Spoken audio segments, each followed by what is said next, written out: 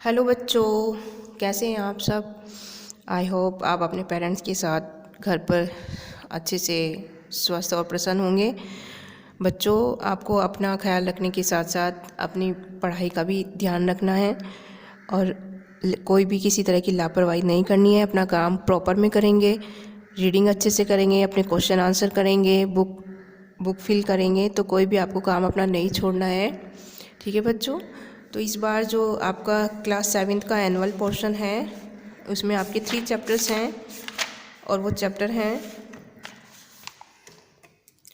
Chapter 15 छोटा जादूगर, इसके बाद है चैप्टर 19 एक पैसा एक मिनट और इसके बाद है चैप्टर 20 आत्मनिर्भरता। तो ये 3 चैप्टर हैं बच्चों आपके।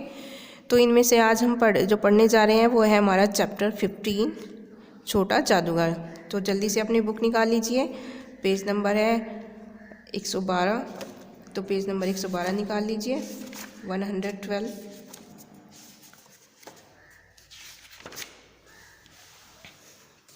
तो ये बहुत ही अच्छा चैप्टर है।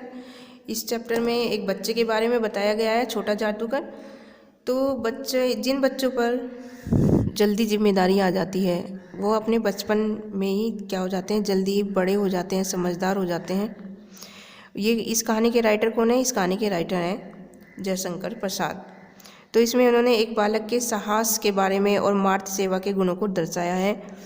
और ये बच्चा क्या होता है, समझ से पहले ही समझदार हो जाता है और इसका बचपन बेचारे का कहीं छीन जाता है। आप सब बहुत भाग्यशाली बच्चे हैं जिन्हें मम्मी पापा का दोनों का प्यार मिलता है और मम्मी पापा उनकी सब ख्वाहिशें पूरी करते हैं।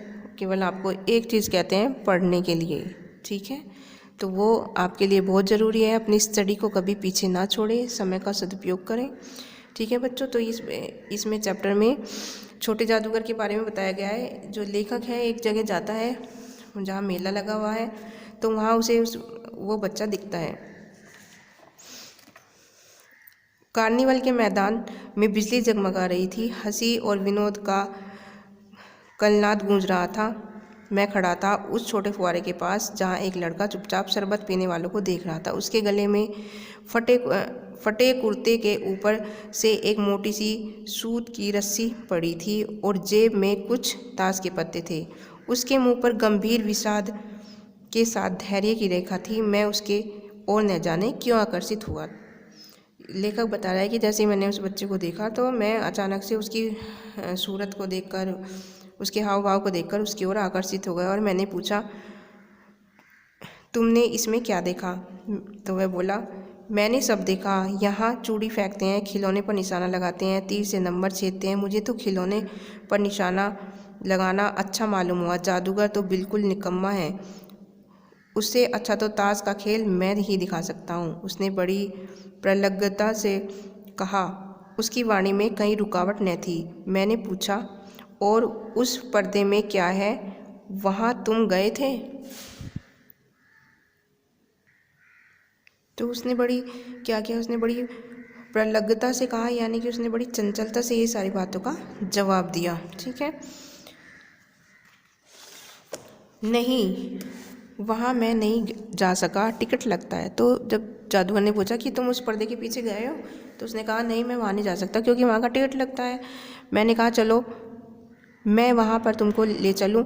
मैंने मन ही मन कहा, भाई आज के तुम्हें मिल रहा हूँ। उसने सोचा कि आज मैं मेले घूमने आया हूँ, कार्निवल मतलब मेले में घूमने आया हूँ, तो आज का इसे मैं अपना मित्र बना लेता हूँ। उसने कहा, वहाँ जाकर क्या कीजिएगा, चलिए निशाना लगाया जाए। मैंने यानी कि राइटर कह गया, मैंने उससे सहमत होकर कहा, तो फिर चलो पहले शरबत पी लिया जाए। उसने स्वीकार सूचक सिर हिला दिया। मनुष्य की भीड़ में जाड़े की संध्या भी गर्म हो रही थी। हम दोनों शरबत पीकर निशाना चलाने लगे। मैं उससे पूछा, तुम्हारे और कौन है? उसने कहा, बाबूजी हैं, उन्होंने तुमको यहाँ आने के लिए मना नहीं किया? उसने कहा, बच्चे ने उत्तर दिया कि बाबूजी तो जेल में हैं और देश के लिए, वह गर्व से बोला, और तुम्हारी माँ वह बीमार है और तुम तमाशा देख रहे हो। उसके मुंह पर तिरस्कार की हंसी फूट पड़ी। उसने कहा, तमाशा देखने नहीं, दिखाने आया हूँ। कुछ पैसे ले जाऊँगा तो माँ को पथ्य दूंगा। पथ्य मतलब जो बीमारों को खिलाने वाला भोजन होता है। मुझे शरबत न पिलाकर आपने मेरा ख्याल रखकर मुझे कुछ दे दिया होता तो मुझे अधिक प्रसन्नता हुई। उसने कहा कि आपने जो राइटर था उसने उसे शरबत पिलाया था, तो उस बच्चे ने कहा कि आपने मुझे शरबत ना पिलाने की जगह मुझे क्या दे दिया होता, मुझे कुछ पैसे दे दिए होते तो उससे मेरी हेल्प हो जाती, मैं अपनी माता के लिए खाना ले जाता, क्योंकि मेरी माता बीमार है और मेरे जो पिताजी हैं वो जेल में बंद हैं। मैं आश्चर्य से 13-14 वर्ष के लड़के को देखने लगा। तो राइटर ने उस बच्चे की ओर आश्चर्य से देखा। हाँ, मैं सच कहता हूँ बाबूजी, माँ जी बीमार हैं इसलिए मैं नहीं गया वहाँ जेल में। जब कुछ लोग खेल तमाशा देखते ही हैं तो मैं क्यों न खेल तमाशा दिखाकर अपनी माँ की सेवा करूँ और अपना पेट भी भरूँ। मैंने दीर्घ निश्वास लिया, यानी कि लंबा सांस लिया। चारों ओर बिजली के लट्टू नाच रहे थे। मैं व्यर्थ हो उठा। मैंने उससे कहा, अच्छा चलो निशाना लगाया जाए। हम दोनों उस जगह पर पहुंचे जहाँ खिलौनों को गेंद से गिराया जाता है। मैंने 12 टिकट खरीदे, उस लड़के को दिए। वह निकला पक्का निशानेबाज। उसकी कोई गेंद खाली नहीं गई। देखने वाले दंग रह गए। उसने 12 खिलौने को बटोर लिया, लेकिन उठाता कैसे? कुछ मेरे रुमाल में, कुछ जेब में रख लिए। उसने क्या किया, जब निशाने लगाए तो उसने सारे वे निशाने लगाकर सारे खिलौने जीत लिए। लड़के ने कहा, बाबूजी आपको तमाशा दिखाऊंगा, बाहर आइए, मैं चलता हूँ। वह 9-11 हो गया। मैंने मन ही मन इतनी जल्दी आंखें बदल गई। मैं घूमकर पान की दुकान पर गया। पान खाकर बड़ी देर इधर उधर घूमता रहा। झूले के पास लोगों का ऊपर नीचे आना देखने लगा। अकस्मात किसी ने हिंडोले से पुकारा, बाबूजी। मैंने पूछा, कौन? मैं हूँ छोटा जादूगर। छोटा जादूगर यानी कि वो छोटा जो बच्चा लेखक के साथ जो घूम रहा था, उसने अपना नाम क्या बताया? छोटा जादूगर। अब उसके बाद का लेखक बता रहा है, कलकत्ता के सुर में बोटानिकल उद्यान में लाल कमलिनी से भरी हुई एक छोटी सी झील के किनारे घने वृक्षों की छाया में मैंने अपनी मंडली के साथ बैठा हुआ मैं जलपान कर रहा था। बातें हो ही रही थी, इतने में छोटा जादूगर दिखाई दिया। हाथ में 4 खाने की खादी का झोला, साफ जांघिया तथा आधी बाहों का कुर्ता, सिर पर मैला रुमाल सूत की रस्सी से बंधा हुआ था। मस्तानी चाल में झूमता हुआ कहने लगा, बाबूजी नमस्ते, आज कहिए तो खेल दिखाऊं? नहीं जी, अभी हम लोग जलपान कर रहे हैं। उस बच्चे ने कहा राइटर से कि बाबूजी आपको मैं खेल दिखा दूं, लेकिन उसने मना कर दिया कि अभी तो हम अपना खाना वगैरह खा रहे हैं, नाश्ता कर रहे हैं। बच्चे ने पूछा, फिर इसके बाद क्या गाना बजाना होगा बाबूजी? नहीं जी, तुमको मैं क्रोध से कुछ और कहने जा रहा था कि जो श्रीमती जी थी, यानी कि उनकी जो राइटर है उनकी जो पत्नी थी, उन्होंने कहा, दिखलाओ जी, तुम तो अच्छे आए, भला कुछ मन तो बहले। मैं चुप ही हो गया, क्योंकि श्रीमती जी की वाणी में माँ की सी वह मिठास थी जिसके सामने किसी भी लड़के को रोका नहीं जा सकता। उसने खेल आरंभ कर दिया, क्योंकि लेखक की पत्नी ने बड़े प्यार से एक माँ की तरह उस बच्चे से कहा कि नहीं तो मुझे अपना खेल दिखाओ। उस दिन कार्निवल के सब खिलौने उसके खेल में अपना अभिनय करने लगे। भालू मनाने लगा, बिल्ली रूठने लगी, बंदर घुड़काने लगा, गुड़िया का ब्याह हुआ, गुड्डा वर काना निकला। लड़के की वाचलता से ही अभिनय हो रहा था। हंसते हंसते लोटपोट हो गए। उसने जितने भी अपने जो खिलौने जीते थे निशानेबाजी में, उसने वे सारे खिलौने से उन सबको खेल दिखाया। मैं सोच रहा था, बालक को आवश्यकता ने कितना शीघ्र चतुर बना दिया। यही तो संसार है। बच्चे को आवश्यकता थी, उसके ऊपर जिम्मेदारी थी उसकी माँ की, तो बच्चे को कितनी जल्दी उसने चतुर बना दिया जीवन ने। ताश के सब पत्ते लाल हो गए, फिर सब काले हो गए। गले की सूत की डोरी टुकड़े टुकड़े होकर जुड़ गई।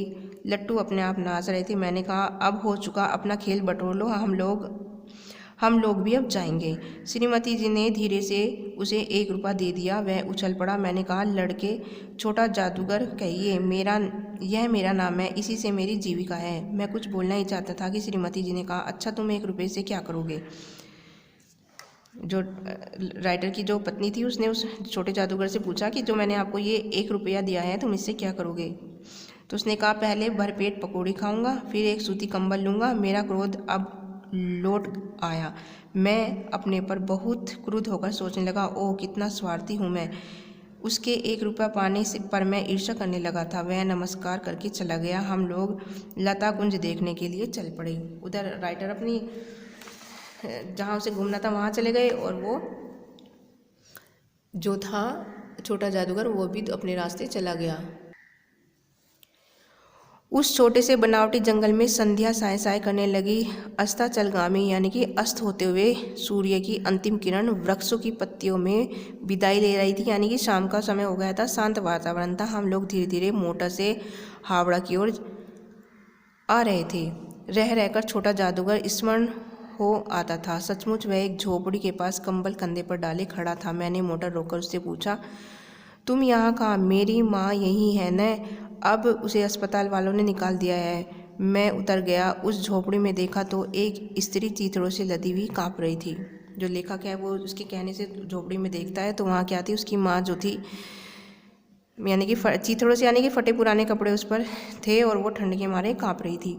छोटे जादूगर ने कंबल ऊपर से डालकर उसके शरीर से चिपटते हुए, छोटे जादूगर ने क्या किया, उसे माँ कहकर उसके शरीर से चिपट गया। मेरी आंखों से आंसू निकल पड़े। बड़े दिन की छुट्टी बीत चली थी। मुझे अपने ऑफिस से समय से पहुंचना था। कलकत्ते में मैं मन ऊब गया था। फिर भी चलते चलते एक बार उस उद्यान को देखने की इच्छा हुई। साथ ही साथ जादूगर भी दिखाई पड़ जाता तो और भी। मैं उस दिन अकेले ही चल पड़ा। जल्दी ही लौट आना था। 10 बज चुके थे। मैंने देखा कि निर्मल धूप में सड़क के किनारे एक कपड़े पर छोटा जादूगर का रंगमंच सजा था। मैं मोटर रोककर उतर पड़ा। वहाँ बिल्ली रूठ रही थी। भालू मनाने चला था। ब्याह की तैयारी थी। पर यह सब होते हुए जादूगर की वाणी में वह प्रसन्नता नहीं थी। जब वह औरों को हंसाने की चेष्टा कर रहा था तब जैसे स्वयं कांप जाता था, मानो उसके रोए रो रहे थे। मैं आश्चर्य से देख रहा था। खेल हो जाने पर पैसे बटोरकर उसने भीड़ में मुझे देखा। वह जैसे क्षण भर के लिए स्फूर्तिमान हो गया। मैंने उसकी पीठ थपथपाते हुए उससे पूछा, आज तुम्हारा खेल जमा क्यों नहीं? जैसे वो देख रहा था कि खेल मतलब वो हंस नहीं रहा था। जो उसकी गेम में हमेशा बात होती थी वो नहीं थी। तो वो कहने लगा कि आज तुम्हारा खेल जमा क्यों नहीं? तो जादूगर बोलता है, माँ ने कहा था कि आज तुरंत चले आना, मेरी घड़ी समीप है। अविचल भाव से उसने कहा। तो उस बच्चे ने क्या जवाब दिया राइटर को कि मेरी माँ ने कहा है, यानी कि आज मेरा अंतिम समय है तो तुम जल्दी ही आ जाना। तो राइटर कहता है, तब भी तुम खेल दिखाने चले आए? मैंने कुछ क्रोध से कहा। मनुष्य के सुख दुख का माप अपना ही साधन तो है, उसी के अनुपात से वह तुलना करता है। उसके मुंह पर वही परिचित तिरस्कार की रेखा फूट पड़ी। उसने कहा, क्यों नहीं आता?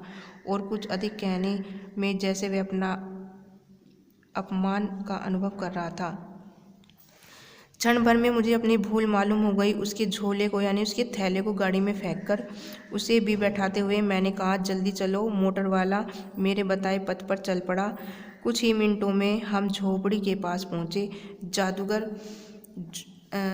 जादूगर दौड़कर झोपड़ी में माँ माँ पुकारते हुए घुसा। मैं पीछे थी किंतु स्त्री के मुंह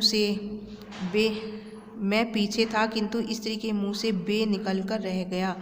उसके दुर्लभ हाथ उठकर गिर गए। जादूगर उससे लिपटा रो रहा था। मैं स्तब्ध था। उस उज्जवल धूप में समग्र संसार जैसे जादू सा मेरे चारों ओर नृत्य करने लगा। तो यहाँ पर लेखक क्या कहता है, उसने जल्दी से उसके सामान को, उसके थैले को गाड़ी में रखा और वो जल्दी से उसकी झोपड़ी पे पहुँचा। लेकिन जैसे ही वो वहाँ पहुँचते हैं और जो छोटा जादूगर है वो भागकर अपनी माँ के पास जाता है। लेकिन क्या होता है, इस जो उसकी माँ थी केवल उसके मुंह से एक ही शब्द निकला, बे, और इतना कहते ही उस स्त्री के प्राण निकल जाते हैं। और वो जो छोटा बच्चा था अपनी माँ से लिपटकर खूब रोता है।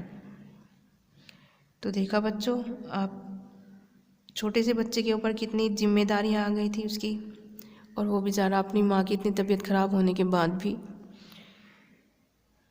अपना जादूगर का खेल दिखाने के लिए, पैसे कमाने के लिए उसे जाना पड़ा। और वो अंतिम समय में अपनी माँ से मिल भी नहीं पाया, अच्छे से बात भी नहीं कर पाया। ठीक है बच्चों, तो आपको भी बच्चों ये चैप्टर अपनी बुक में से रीड करना है, इसका बुक वर्क फिल करना है। आपको हर एक चैप्टर 2-3 बार रीड करना है। ठीक है बच्चों, जो भी मैं आपको चैप्टर भेजूँगी आप अच्छे से उसे रीड करेंगे और इसका बुक वर्क फिल करेंगे।